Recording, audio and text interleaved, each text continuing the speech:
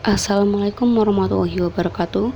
Perkenalkan, nama saya Deva Febrianti, NIM D22 2018 02390 dari kelompok D2244. Di sini saya akan mempresentasikan hasil ujian akhir dari matkul ANSI. Saya membuat tugas akhir semester dengan judul Sistem Informasi Klinik atau bisa disingkat dengan SIKLI. Untuk interface pertama merupakan interface input untuk pasien.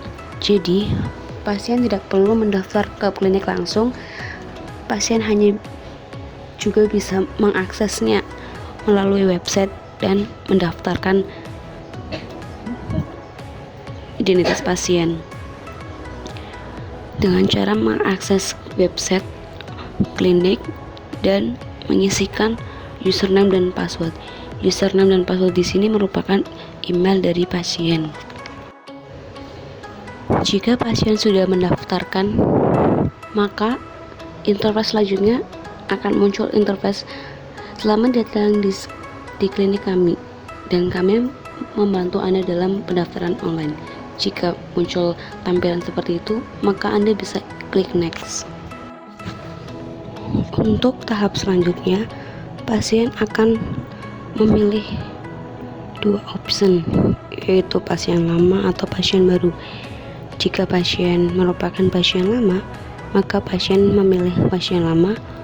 Jika pasien merupakan pasien baru, maka pasien memilih pasien baru. Jika sudah memilih, maka klik OK.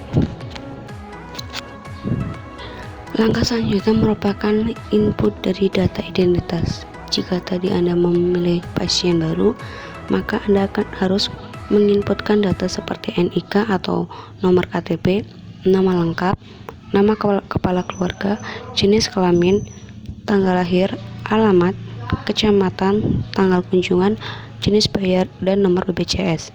Jika sudah diinputkan, maka klik daftar. Melainkan jika Anda merupakan pasien lama, maka Anda hanya mengisikan nomor rekam medis, NIK atau nomor KTP, nomor pasien, tanggal kunjungan, jenis bayar, dan nomor BPJS, lalu klik daftar. Untuk selanjutnya merupakan tahap terakhir untuk pendaftaran. Jika Anda sudah menginputkan semuanya, maka Anda akan mendapatkan nomor antrian untuk pergi ke klinik.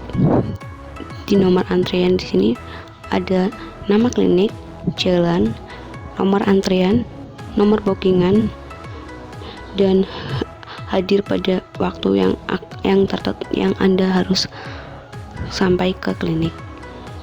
Dan jika sudah sampai di klinik, maka Anda harus registrasi ulang di bagian pendaftaran. Jika Anda merupakan pasien lama, maka Anda harus membawa kartu identitas klinik saat registrasi ulang. Jika Anda merupakan pasien baru, maka Anda hanya menunjukkan nomor antrian, dan jika sudah, maka akan diberikan kartu pasien klinik. Dengan catatan, kartu ini harus dibawa setiap kali berobat. Untuk selanjutnya merupakan interface input untuk petugas di klinik, sistem informasi klinik. Jadi, petugas yang bekerja di klinik harus menyetorkan laporan untuk dilihat kepala klinik dengan cara memasukkan username dan password. Username dan password di sini merupakan sebelumnya sudah mendaftar dari akun masing-masing. Jika sudah menginputkan username dan password, maka petugas bisa mengeklik login. Jika petugas sudah menginputkan password dan username, maka akan muncul tampilan pilihan seperti menu pasien, dokter, apoteker, kasir, dan laporan. Menu pasien di sini merupakan menu untuk menginputkan laporan bagi petugas pendaftaran.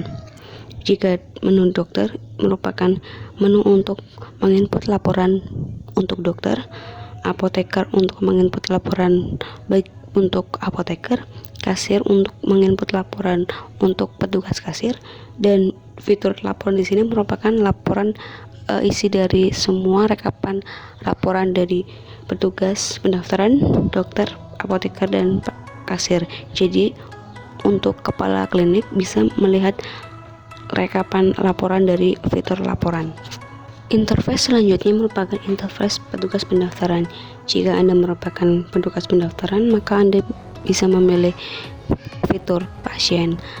Jika sudah mengklik login, maka Anda akan muncul tampilan petugas pendaftaran dengan input data pasien, input data penyakit. Di situ Anda bisa membuat laporan untuk diberikan kepada rekapan laporan di fitur laporan untuk dilihat kepala klinik.